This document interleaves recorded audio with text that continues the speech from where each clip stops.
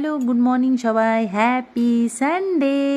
কি মজা, আজকে সানডে, কি মজা তাই না? কিসের মজা বলো তো? আমাদের মতো মানুষদের কিসের মজা? আমাদের রোজ ওই ঘিসা পিটা জিন্দেগি, একই জিন্দেগি, রোজ উঠতেই হবে সকালবেলা, উঠতেই হবে মানে উঠতেই হবে। আমাদের কোনো সানডে বলে কিচ্ছু নেই।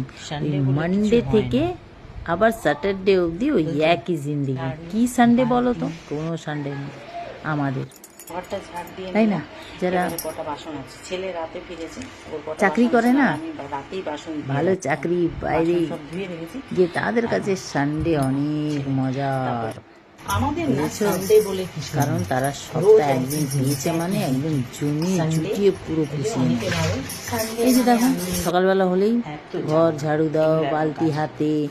হ্যাঁ, বাসন রয়ে গেছে, কাল রাতে ছেলে রাতে ঢুকেছে, আমি তো রাতে বাসন ধুয়ে নিই, ওর বাসনগুলো আবার ধুলাম এখন। তারপরে আবার জামা কাপড়, এত বদমাইশ দুই ছেলে। রাত্রেবেলা আমি শুয়ে গেছি, তারপরে জামা কাপড় বের করে বাথরুমের সামনে এটা ফেলে রেখে দিল, যাতে আমি চেঁচামেচি না করতে পারি। আর সকালে তোরা ঘুমায়, তখন আমাকে কাচতেই হবে। এই হয়েছে ব্যাপার।